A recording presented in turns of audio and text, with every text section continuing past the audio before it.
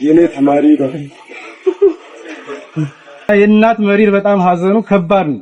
ተመርቆ ይመጣልኛል ስትል አስከሬ ስትቀበል ለእናት በጣም ቅስም ሰባሪ ነው። ባይንም ስላየ መመረቁን ለሚጠባበቁ ለወላጅ እናቶቹ አባቶቹ አስከሬኑን ወስደን አረጋግጠናል። ስለዚህ ብሩክ በጣም እናዝናለን። ያልተለመደውን አስደንጋጭ ሁኔታ ፈጥሮብናል። ተማሪው ለየት ያለ ባህሪም ያለው በመሆኑ ሆስፒታሉ ከገባ ሰዓት ጀምሮ የሆስፒታሉ ሐኪሞች ሲያለቅሱ ነበር፣ ሰራተኞች ሲያለቅሱ ነበር፣ ታማሚዎችና አስታማሚዎች እስከ በር ሸኝተውናል። እዚህ መንገድ ላይ ስራ ላይ የነበረው የሳውላ ከተማና የጎፋ ዞን ማህበረሰብ ሴት፣ ወንድ፣ ህፃን፣ አዋቂ ሳይል ስቅስቅ ብሎ አልቅሶ ሸኝቷል። ሀዘኑ የከፋ ነው። በዩኒቨርሲቲው ኃላፊነት የሚሰማው ለኃላፊነት የሚመረጥ ለኛ ለየት ያለ መሪር ሀዘን ያደረገው ምንም እንኳን ችግሩን ሳንረዳው እንደ ተማሪም እንደ ትምህርት ክፍልም እንደ መምህራንም ኬዙን አንድ ቀን ሳናውቅ በልኮን ሲሄድ ሀዘኑን በጣም መሪር አድርጎታል።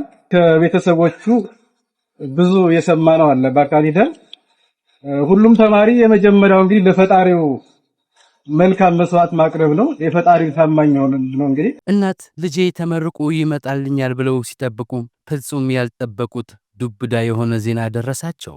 እጅግ ያማል። ልጃቸው ቁርሱን ከበላ በኋላ ሕይወቱ አልፏል ተባለም። ማመንም ከበዳቸው። የአርባ ምንጭ ዩኒቨርሲቲ ተማሪዎችም የብሩክ ታምራትን አስደንጋጭ የሞት ዜና ማመን ከበዳቸው። ዩኒቨርሲቲውም በወጣቱ አሳዛኝ ህልፈት ተረብሿል። አሟሟቱን የተመለከቱ ግለሰቦች ደግሞ የተፈጠረውንና በአይናቸው የተመለከቱትን እጅግ ልብ ሰባሪ የወጣቱን ህልፈት በተመለከተም በቪዲዮ አጋርተዋል። እጅግ ያሳዝናል። ቦታው ላይ ምን ተፈጠረም? የሟች እናት የገጠማቸው ሐዘን ከሚቋቋሙት በላይም ነው። ልብ ይሰብራል። አሳዛኝና የብዙዎችን ልብ የሰበረው የብሩክን አሟሟት በተመለከተ የወጣውን ቪዲዮ ወደ እናንተ እናደርሳለን። ውድ የእውነት ቲዩብ ቤተሰቦች ፈጣሪ ከሚሰማው አስደንጋጭ ዜና ሁሉ ይሰውራችሁ እያልን ወደ አሳዛኙ ቪዲዮ ተሻገርን። አብራችሁን ቆዩ። ሳውላ ላይ ፋይናንስ እና ዴቨሎፕመንት ኢኮኖሚክስ የሁለተኛ ዓመት ተማሪ ነው። የኔ ተማሪ ነው። ብሩክና ጓደኞቹ በጣም ትሁት ክፍለ ጊዜያቸውን ለሰከንድ ወደ ኋላ የማይቀሩ ብሩክ ሁለት ኃላፊነት አለበት። የትምህርት ክፍሉ የዚህ ባች የክፍል አስተባባሪያቸው ነው። ቤተ እምነቱ ትጉህ አገልጋይ ነው። ይሄንን አስከሬኑን ወስደን አረጋግጠናል። ስለዚህ ብሩክ በዩኒቨርሲቲው ኃላፊነት የሚሰማው ለኃላፊነት የሚመረጥ በሚያመልክበት ቦታም ለኃላፊነት የተመረጠ ስለሆነ አምላኩ መርጦ የወሰደ ስለሆነ ከኛ በስጋ ስለተለየ በጣም እናዝናለን። ጌታ ነፍሱን በአጸደ ገነት ያኑር። ሁላችንም እንደ ሳውላ ካምፓስ ለኛ ለየት ያለ መሪር ሀዘን ያደረገው ሳውላ ካምፓስ ከተከፈተበት ከ2008 ጀምሮ በዚህ አይነት ሁኔታ የተለየን ተማሪ የለም። ተማሪዎቻችንን እንቀበላለን፣ እናስተምራለን፣ በሰላም እናስመርቃለን፣ በደስታ እንሸኛቸዋለን። ዛሬ ግን የብሩክ ህልፈተ ሞት ያልተለመደውን አስደንጋጭ ሁኔታ ፈጥሮብናል። ስለዚህ አሁንም በአርባ ምንጭ ዩኒቨርሲቲ የሳውላ ካምፓስ አስተዳደር አካዳሚክ ማህበረሰቡን የፋይናንስና ኢኮኖሚ ዴቨሎፕመንት ኢኮኖሚክስ ትምህርት ክፍል መምህራንን እና አጠቃላይ ተማሪዎችን አጠቃላይ የሳውላ ካምፓስ ተማሪዎችን በተለይ ደግሞ ፋይናንስና ኢኮኖሚ ልማት ትምህርት ክፍል የሁለተኛ ዓመት ተማሪዎች በሱ መሪነት በፍቅር የጀመሩትን ትምህርት በሱ ተመርተው እንዳጠናቀቁ በመሃል የተጠራ ጥሪ ቢሆንም ለሁላችንም ጌታ መጽናናትን ይስጠን። ደግሞም ሳውላ ላይ የመጀመሪያም በመሆኑ ተማሪው ለየት ያለ ባህሪም ያለው በመሆኑ እኛ ብቻ አላለቀስንም። ሆስፒታሉ ከገባ ሰዓት ጀምሮ የሆስፒታሉ ሐኪሞች ሲያለቅሱ ነበር፣ ሰራተኞች ሲያለቅሱ ነበር፣ ታማሚዎችና አስታማሚዎች እስከ በር ሸኝተውናል። እዚህ መንገድ ላይ ስራ ላይ የነበረው የሳውላ ከተማና የጎፋ ዞን ማህበረሰብ ሴት፣ ወንድ፣ ህፃን፣ አዋቂ ሳይል ስቅስቅ ብሎ አልቅሶ ሸኝቷል። ሀዘኑ የከፋ ነው። ሞት ለሰው ልጅ የተሰጠ ተፈጥሯዊ ነው፣ ባህሪያትም ነው። እንግዲህ የሰው ልጅ ያድጋል፣ ይወለዳል፣ ያድጋል፣ ይሞታል። ከሞት የሚቀር የሰው ልጅ ፍጥረት የለም። ግን መሪር የሚያደርገው ገና በወጣት እድሜው በዚህ እድሜው በድንገት ምንም እንኳን ችግሩን ሳንረዳው እንደ ተማሪም እንደ ትምህርት ክፍልም እንደ መምህራንም ኬዙን አንድ ቀን ሳናውቅ በድንገት ሾልኮን ሲሄድ አዘኑን በጣም መሪር አድርጎታል። ብሩክ እንግዲህ የተማሪም ተወካይ ነው። በጣም በስነ ባህሪው የተሻለ አፈጻጸም ያለው ሩሩህ የሆነ ታታሪ የሆነ ተማሪ ነው። እሱንም እንግዲህ ከቤተሰቦቹ ብዙ የሰማነው አለ በአካል ሄደን። ሁሉም ተማሪ የመጀመሪያው እንግዲህ ለፈጣሪው መልካም መስዋዕት ማቅረብ ነው። የፈጣሪው ታማኝ ሆነ ነው እንግዲህ እና ብዙ የሚያስተምረን ነገር አለ። ከሞት የሚቀር የለም። ሁላችንም ወደዛ መንገድ ነው ነገር የምንሄደው። በመካከላችን መለያየትን ትተን ፍቅርን አንግሰን መኖር ይገባናል። ትልቅ መልእክት ለኛ ነው። ከጎናችን ሲነጠል እኛ ከሱ ብዙ የሚያስተምረን ነገር አለ። ተማሪዎች የመጣንበት የቤተሰብ አደራ አለ እና የእናት መሪር በጣም ሀዘኑ ከባድ ነው።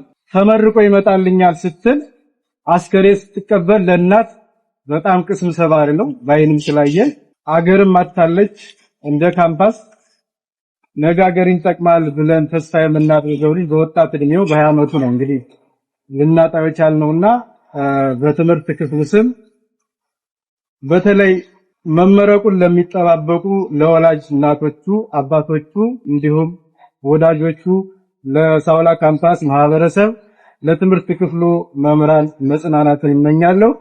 ነፍስ ይማር እግዚአብሔር አጸደ ገነት ነፍሱን ያሳርፍልን። ተማሪ ብሩክ ታምራት ከአባቱ ከአቶ ታምራት ተስፋዬና ከእናቱ ከወይዘሮ አስቴር በቀለ ሰኔ 16 ቀን በ1997 ዓ.ም በሐዋሳ ከተማ ተወለደ።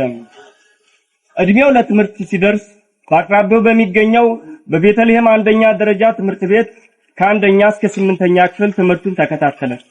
የ8ኛ ክፍል የክልል አቀፍ ፈተናን ከፍተኛ ውጤት በማምጣት የመጀመሪያ ደረጃ ትምህርቱን አጠናቀቀ።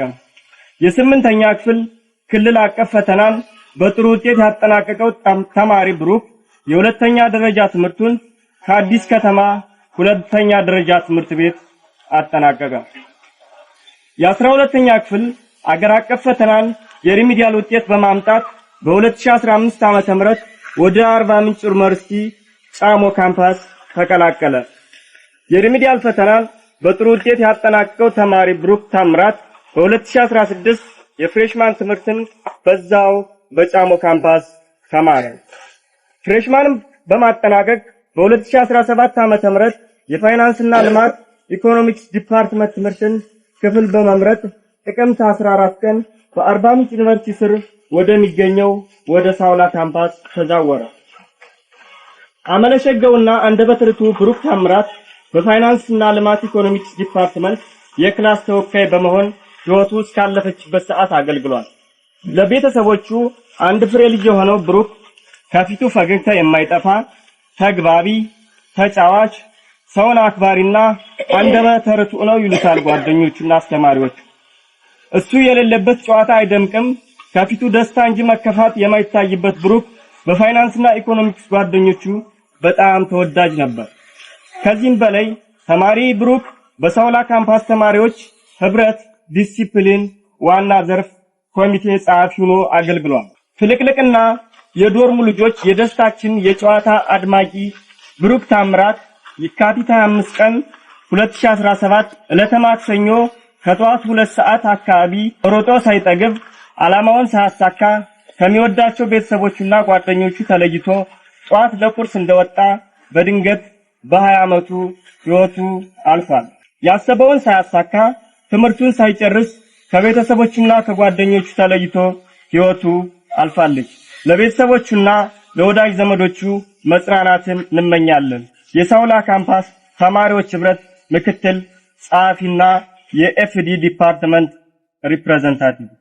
በስጋ ብለየን በመንፈስ አንድ መሆናችንን እንገልጽ ዘንድ ሁላችንም ለአንድ ደቂቃ በህሊናችን እያሰብን ጸሎት እናድርግ።